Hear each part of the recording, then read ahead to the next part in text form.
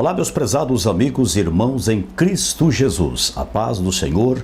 Deus abençoe você e sua família.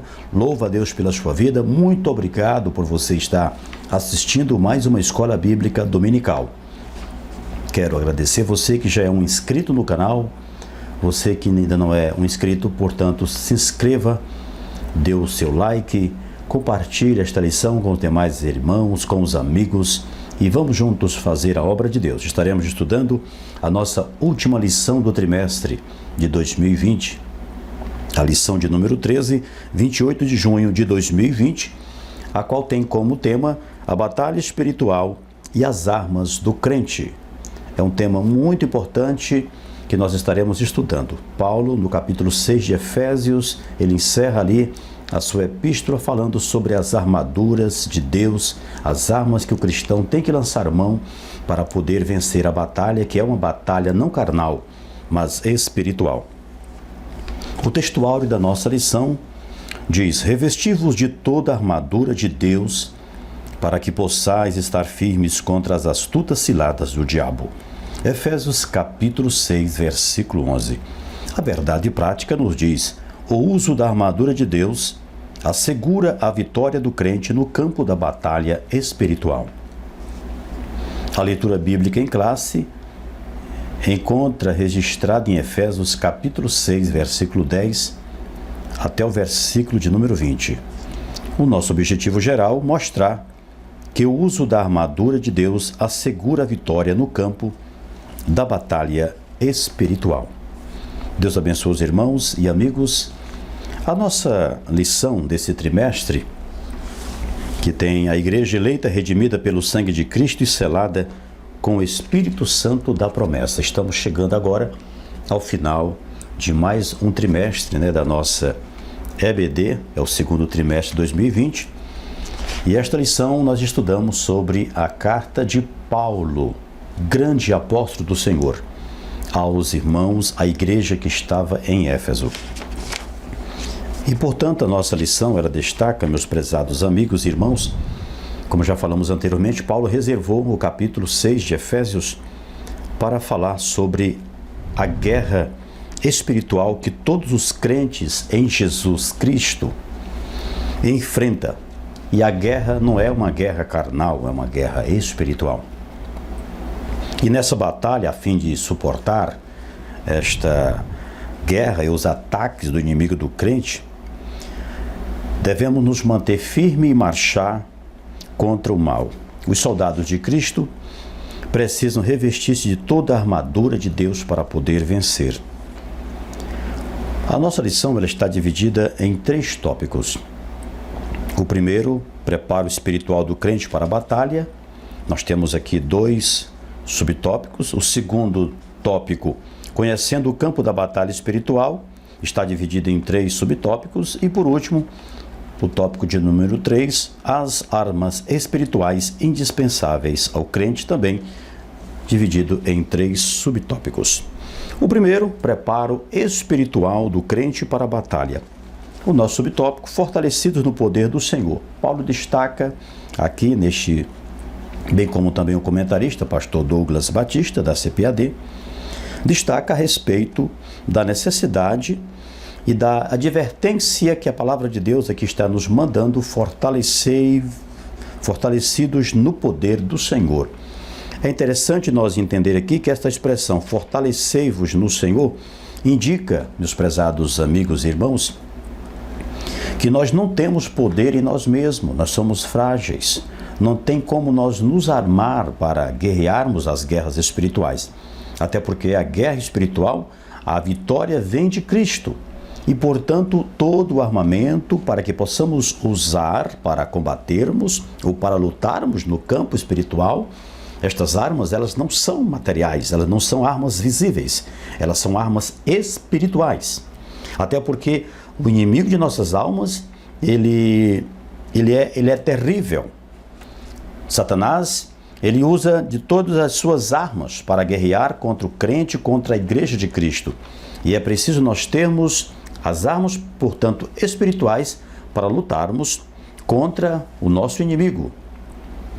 E é interessante ainda a nossa lição dizer que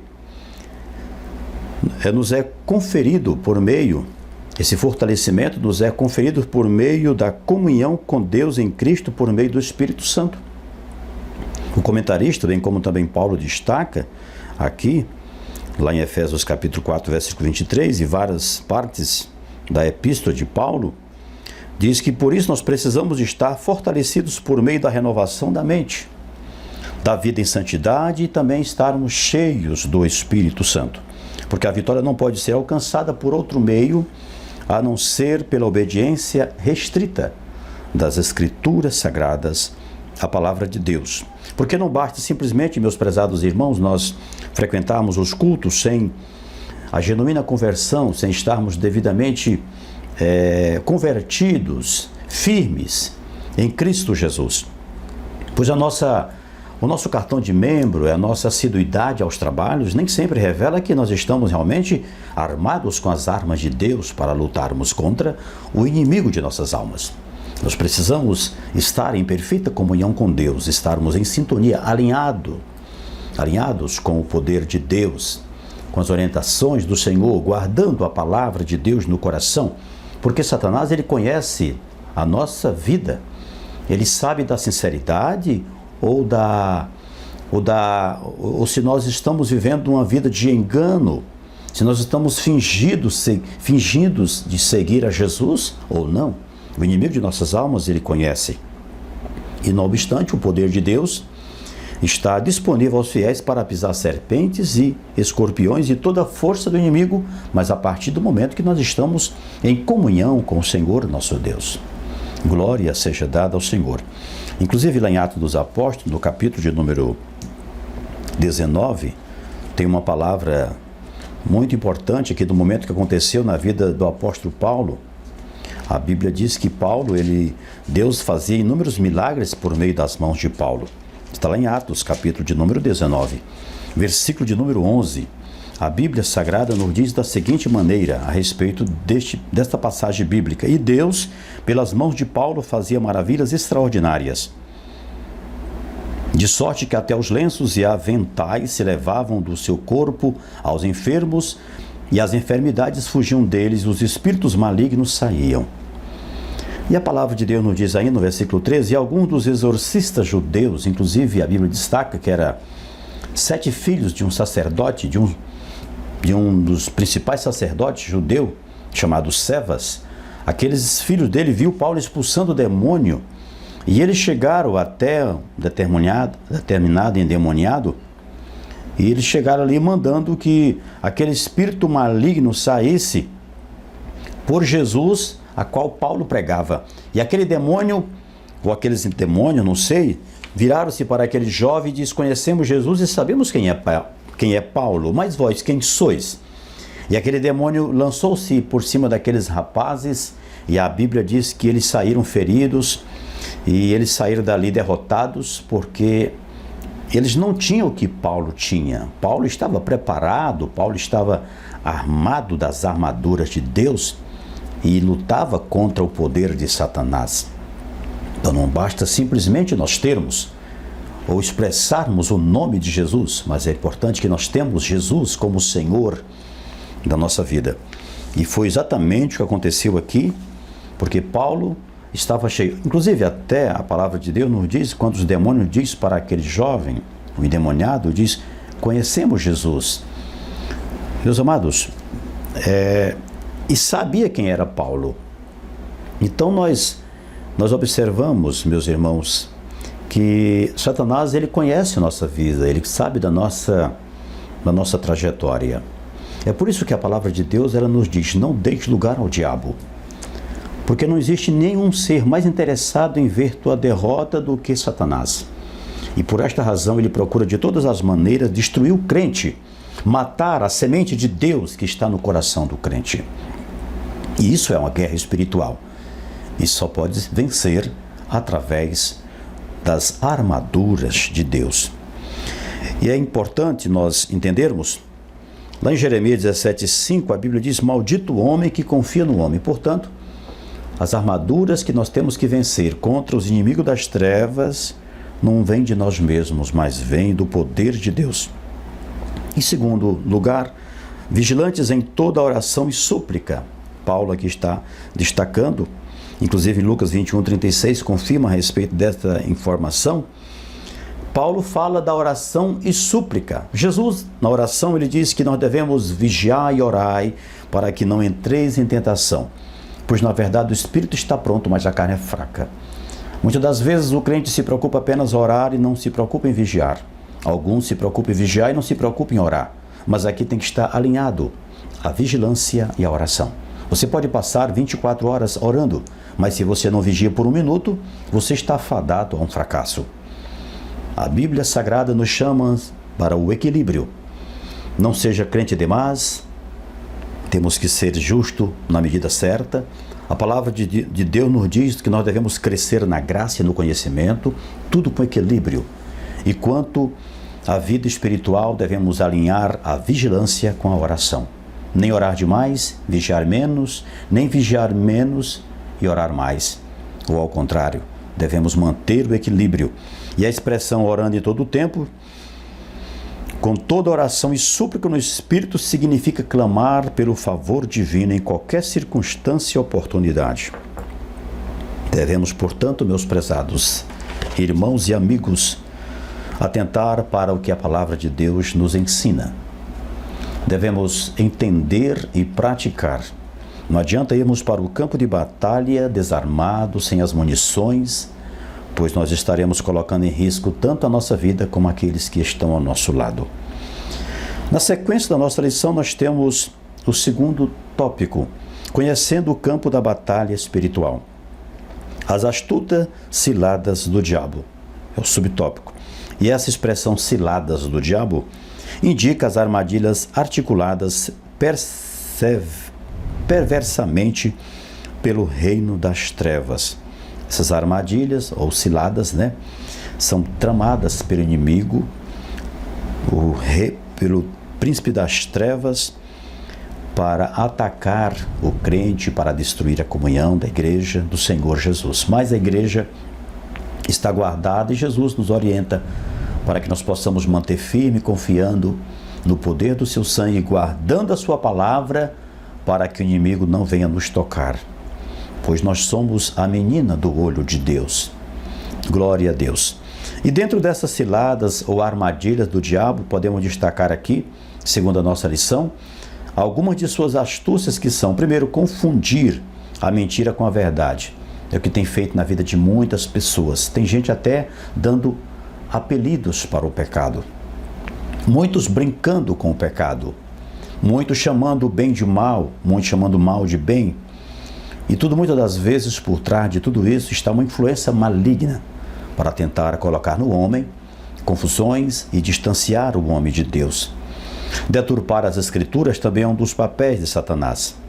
Dissimular, induzir a dissimulação, ou seja, o disfarçar para que o crente possa ser apanhado como um rato em ratoeira, ou como peixe que está faminto no rio e é fisgado pelo anzol, em virtude da gostosa e deliciosa isca para o peixe.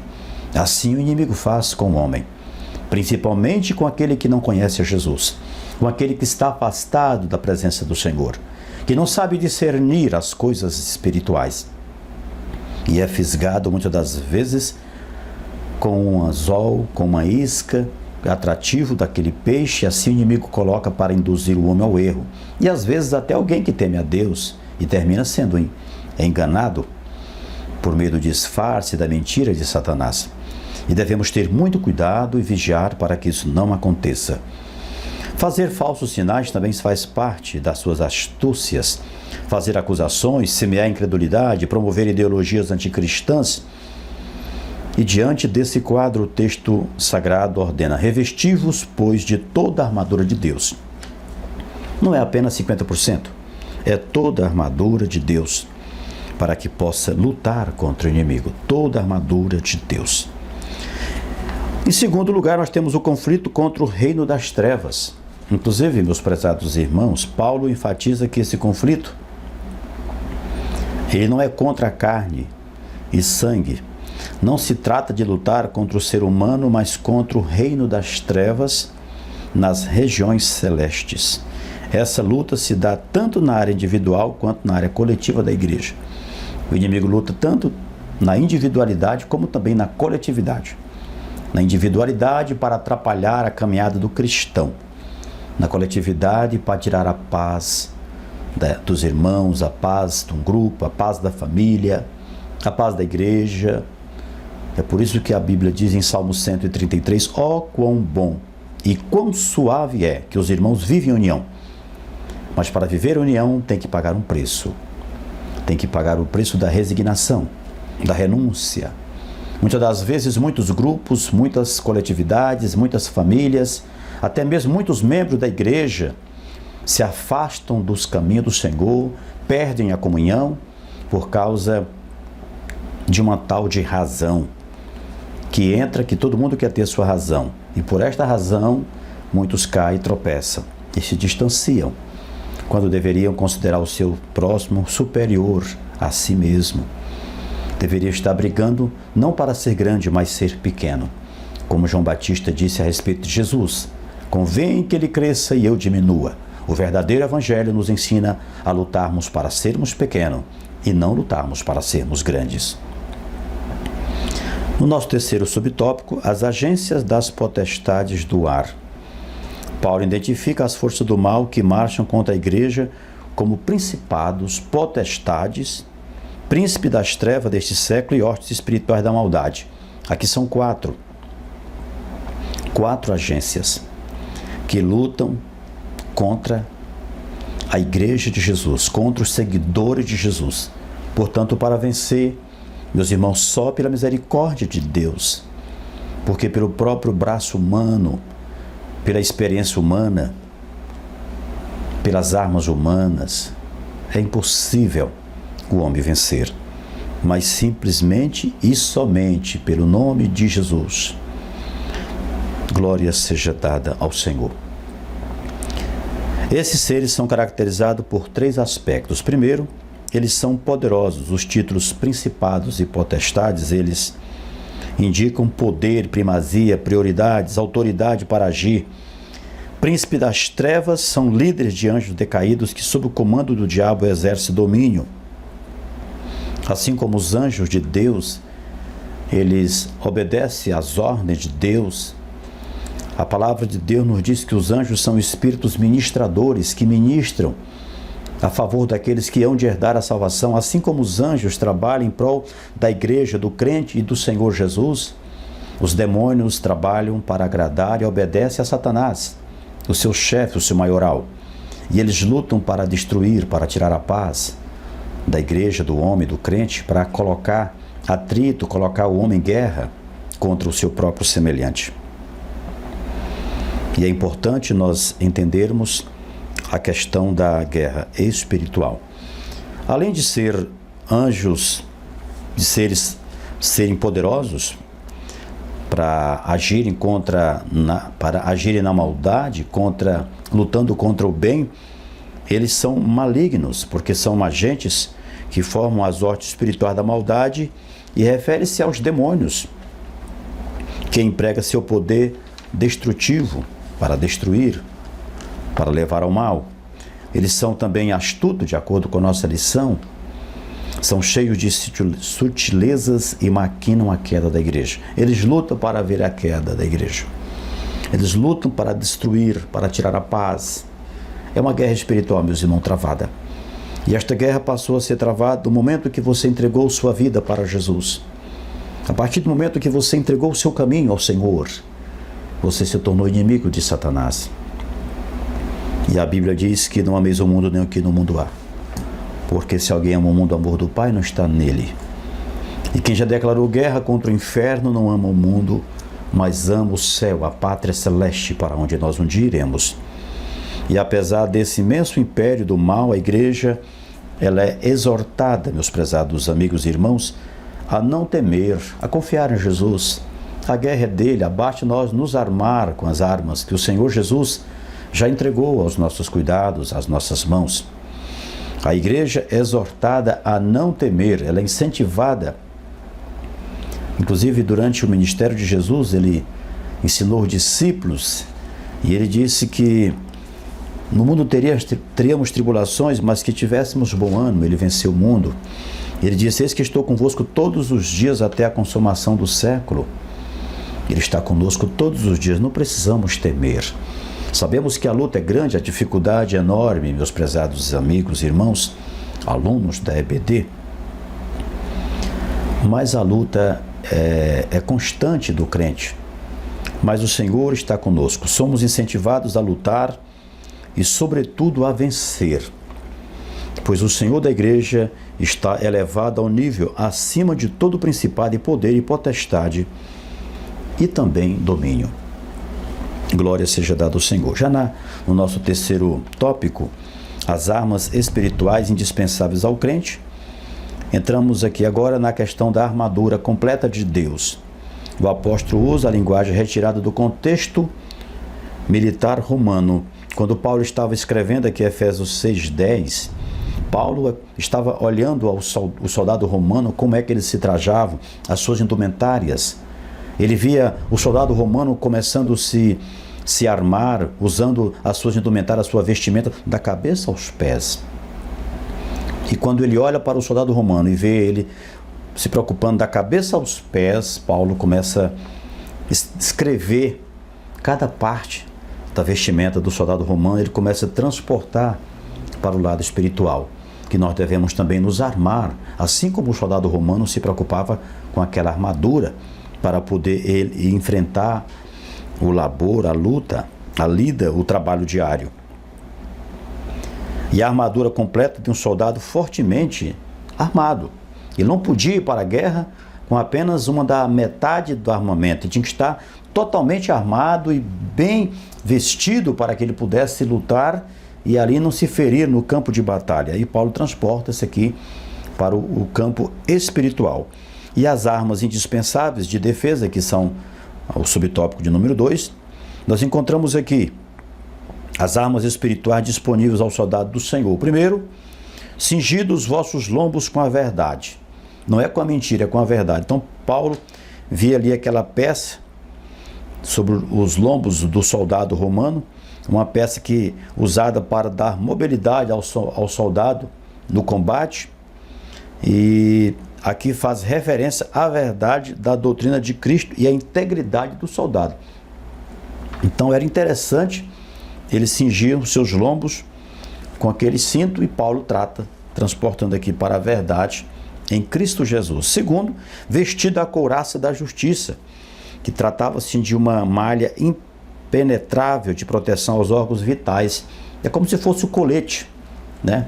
Que pega aqui a parte do tórax, do abdômen, principalmente onde estão as partes mais vitais. E espiritualmente podemos dizer o coração, que se torna uma das fontes da vida. E esse órgão, ou seja, essa couraça da justiça que protegia os órgãos vitais, refere-se à justiça de Cristo e à retidão do soldado no campo de batalha. Então se refere aqui à retidão, à sinceridade do cristão na sua caminhada da fé cristã. A letra C, calçado os pés na preparação do Evangelho da Paz. Ele viu o soldado vestindo ali, né, calçando aquele sapato, uma bota comprida, confeccionada ali em couro, a chamada meia bota, e tinha solas cravejadas, né? Cravejadas para dar estabilidade, e refere-se à firmeza que o Evangelho proporciona à prontidão do soldado em testemunhar de Cristo. É como diz Paulo lá aos obreiros da obra, que deve manejar bem a palavra da verdade, né? Que não tem de que se envergonhar. Glória a Deus. Tomando sobretudo o escudo da fé, que era uma peça importante para se defender. O soldado usava ali para se defender dos ataques do inimigo. Longo, retangular, feito de madeira e de couro, refere-se à fé inabalável em Deus, que detém a eficácia das calúnias, dúvidas e rebeliões disparadas pelo diabo. Então esse escudo, ele transportava espiritualmente para a proteção que o crente tem contra os ataques por meio de calúnias, dúvidas, rebeliões disparadas pelo príncipe das trevas. Em seguida, o capacete da salvação, que estava na cabeça, servia para proteger. Isso refere à certeza da salvação que já recebemos em Cristo e à convicção da plena salvação no último dia, no dia que Cristo se manifestar. Então todas estas armas aqui, meus irmãos, elas eram armas de defesa, começando aí pelo o cinto, a couraça da justiça, no caso tipo o estilo colete, o calçado, o escudo da fé e também o capacete. Tudo isso aí era para se defender. Agora nós entraremos aqui no tópico de número 3, a imprescindível arma ofensiva. Essa aqui tanto ela defendia como também atacava, que é a chamada espada do Espírito, que é a palavra de Deus. Glória a Deus. A única arma disponível tanto para a defesa como também para o ataque, a espada do Espírito. E a espada, meus irmãos, aqui de acordo com a nossa lição, o termo grego dela, esta palavra, era machaira, né? Identificada como espada curta, até porque ela não era uma espada muito longa, era uma espada bastante curta, significando que o combate do soldado ele era pessoal. A espada curta, combate pessoal. Enfrentamento é diário. Isso acontece na vida do cristão. É por isso que o contato na guerra do cristão é corpo a corpo. E assim como o soldado tinha espada curta para se defender, né, contra a sua própria vida, no combate espiritual, o enfrentamento do crente é diário pela palavra de Deus. Todo instante nós temos que estar usando a palavra de Deus, que é a espada do Espírito, para vencermos as tentações. Os irmãos observam lá em Mateus capítulo 4, quando Jesus foi para o deserto, Satanás usou as escrituras para tentar destruir Jesus, para derrubar Jesus. Ele usava a Bíblia para o lado mau. E Jesus venceu Satanás usando as escrituras, está escrito. Por que Jesus falou está escrito? Jesus conhecia as escrituras. Nós devemos conhecer a palavra de Deus. É por isso que a Bíblia diz em João 5,39, examinai as escrituras porque cuidais terem nelas a vida eterna e são elas que de mim testificam. Temos que conhecer a Bíblia para que nós possamos lutar contra o nosso inimigo. Satanás conhece as escrituras, conhece a Bíblia. A Bíblia diz que os demônios conhecem que estremecem. É claro que não faz obedecer a palavra de Deus. E a espada do Espírito, identificada, portanto, como a palavra de Deus, inspirada e penetrante, e ela deve ser usada tanto para resistir à cilada do diabo, como também para derrubar as fortalezas de Satanás. Às vezes você está sendo tentado em determinada coisa, naquele momento você começa, respira-se um pouco bem forte, né? Solta o ar, e depois você abre a sua boca e fala bem forte um texto da palavra de Deus que vai de encontro àquela tentação. E você pode ter certeza que muita coisa vai acontecer naquela hora. Quando você começar a clamar a palavra de Deus. A tentação vem, você começa a dizer, Satanás, está escrito, não tentarás o Senhor teu Deus. Uma certa feita estava enfrentando a dificuldade, e eu lembrei lá de Tiago, capítulo 4, versículo 7. Sujeitai-vos, pois, a Deus, resistir o diabo, e ele fugirá de vós. Então, quando nós lembramos da palavra de Deus, quando nós lembramos do Senhor Deus, da sua palavra, Deus entra em ação, meus irmãos. As armas espirituais, elas são grandes em Deus. E o Espírito Santo de Deus nos ajuda, nos ensina como manuseá-las. Glória a Deus, glória seja dada ao Senhor. E quando nós falamos a respeito dessas armas, é importante que nós venhamos entender, meus irmãos, que a força que nós recebemos não é de nós mesmos, é de Deus. A força vem de Deus. E é Deus que nos capacita, é Deus que nos fortalece. Me recordo perfeitamente, já estamos encerrando aqui a nossa lição, eu lembro perfeitamente, eu estava no meu trabalho. Muito antes do meu trabalho, Deus havia falado no meu coração para que eu fizesse 3 jejuns durante 3 dias. Ou seja, 3 dias em jejum. E eu recebi aquela mensagem muito forte no meu coração. Fiquei assim um pouco preocupado, pensando que poderia ser um produto da minha mente nervosa, mas mandando jejuar, obviamente, não era a carne, porque a carne não manda jejuar, né? E naquele momento eu comecei, no primeiro dia eu comecei a jejuar. Jejuei primeiro dia, segundo dia, terceiro dia, mas não sabia o que estava acontecendo. Jejuei, entregava o sacrifício à tarde, no outro dia jejuava novamente, passei 3 dias jejuando. Passado mais ou menos uns 10 a 15 dias, eu havia até esquecido do jejum. E eu estava no meu trabalho quando de repente uma multidão de pessoas com um rapaz endemoniado, ele estava possesso por demônio, e ele comia vidros, cacos de vidro, e se cortava com os cacos, estava bastante ferido, muito sangue havia perdido, lá na porta do meu trabalho, do quartel. E eu estava na sala quando chegou um colega e disse: Mondromar, tem um rapaz ali que está espiritado. A linguagem dele. Está espiritado. E eu fiquei assim, aquele barulho, eu falei, não, tudo bem, não tem nada a ver comigo não. Continuei no meu trabalho. E aí o irmão foi lá, o rapaz lá foi lá e disse: olha, irmão Mondromar, ele está espiritado. E é bom você ir lá, porque você é crente. E eu fui, irmão. Fiquei assustado naquela hora, mas aí eu tentei me resguardar ali naquela sala. Quando eu estava me recolhendo assim, uma voz veio no meu ouvido e me fez recordar dos 3 jejuns que eu havia feito dias atrás. E eu lembrei. E naquela hora ele falou: lembra do sacrifício que eu mandei você fazer. Irmão, veio uma força tão grande na minha vida naquela hora. Eu levantei dali como se estivesse pisando em nuvem, em lã, sei lá como é que é uma coisa, uma autoridade, uma alegria tão grande no Espírito Santo de Deus. E eu fui até a frente ali do quartel e a multidão afastou e eu cheguei ali e nós expulsamos aquele demônio em nome de Jesus. E aquele rapaz ficou liberto, foi levado para o hospital na viatura da polícia, estava sangrando e muitos dias sem se alimentar. Aquele rapaz ficou liberto. E então lembrando aí das armaduras de Deus. Então, meus irmãos, o importante não é jejuar, é importante ter jejuado. É você ir para a guerra já armado, já com as munições, tanto na câmara das armas espirituais, como no alforje, como Davi fez quando foi lutar contra o Golias. Ele foi com a funda e foi com armas, com pedras no alforje, na reserva. Então nós devemos estar com a nossa vida espiritual na mão do Senhor, guardado com as armaduras espirituais. Satanás não tem medo de fuzil, de revólver, de espada, de canhão, de pedra, de baladeira, de badogue, de estilingue. Satanás não tem medo dessas armas, mas ele tem medo do crente que ora. Ele tem medo do crente que lê a Bíblia. Ele tem medo do crente que guarda a palavra de Deus.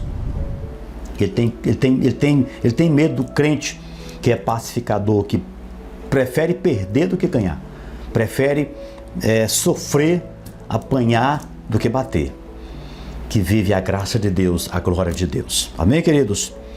A vitória da Igreja de Cristo contra as forças do mal é garantida pela sobressalente grandeza do poder de Deus. E os ardis de Satanás não podem ser subestimados, porém o reino das trevas não deve amedrontar o cristão, porque o cristão tem Cristo na sua vida, guarda a palavra de Deus. Queridos, que Deus abençoe. Encerramos aqui nosso comentário. Deus abençoe você e a sua família. Muito obrigado por ter chegado até aqui. Agradeço aos irmãos, professores, alunos, superintendentes da nossa EBD, ao pastor Joab Nunes, que é o superintendente, ao pastor Ribamar, presidente da igreja, todos os obreiros, todos os servos de Deus e a igreja de modo geral. Deus abençoe, fique com Deus na graça e na paz do Senhor Jesus. E vamos continuar servindo ao Senhor de todo o coração. E a graça do Senhor Jesus, o amor de Deus, a comunhão do Espírito Santo esteja na vida de todos, agora e sempre. Amém. Muito obrigado.